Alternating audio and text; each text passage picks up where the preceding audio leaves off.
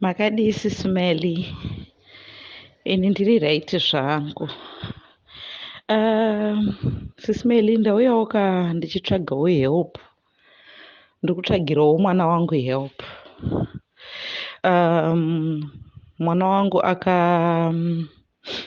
akamitiswa nemukomana wake akasiyira A-level parod. Saka ndobva atoenda kumukomana wacho vari kugara vese. Saka vari kugara vese, mukomana wacho vese vadiki. Mukomana wacho mudiki hake asi ari kushanda, vakasiyana negore 1. Ari kushandawo hake zvekungoti vawane kuraramawo, zvekuti vawanewo kurarama. Saka mwana wangu ariko ikoko ane kamwana kake kacheche kane 10 months. Ane kamwana kake kacheche kane 10 months. But munongoziva kuti life yemazuva ano manje kuti mukadzi akangogara pamba murume achishanda kamari kacho hakana zvakari kuita. Saka unongoona kuti panoda kuita sepanoita tuma ups and downs nenyaya yekuti mwana wangu hapana zvaari kuita, akangogara pamba. Saka iye she is willing to work kana kuri kuti awanawo something chekuita. She is willing to work zvake, but mwana achiri mudiki.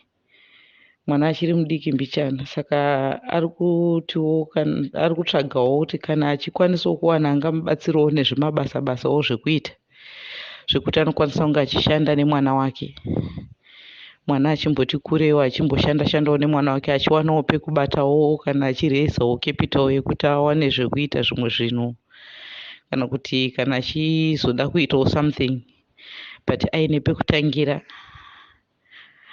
Saka ndo help yandiri kutsvagawo kumadhayaries kuti kana paine anokwanisa kumupawo basa rekuti anoshanda aine mwana wake. Ari kuGweru, vari kugara kuGweru kumukoba, hanzi mukoba 14.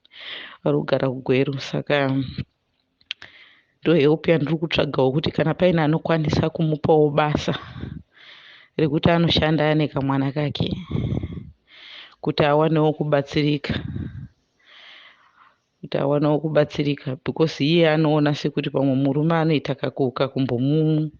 kakumbomudzikisira nenyaya yekuti haasi kushanda. Saka ari kutsvagawo something chekuita chekuti anokwanisa kushanda nemwana wake achishanda hake. She is okay, munhu ari right. Akatopasawo chikoro chake, akatopa form 4 yake akapasa.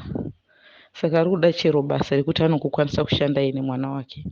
Saka ndinokumbirawo munditsvagirawo help kumadhayaries kana paine anyone anokwanisa kumupawo basa. Vari best kuGweru, vari kugara kuGweru mukoba 14.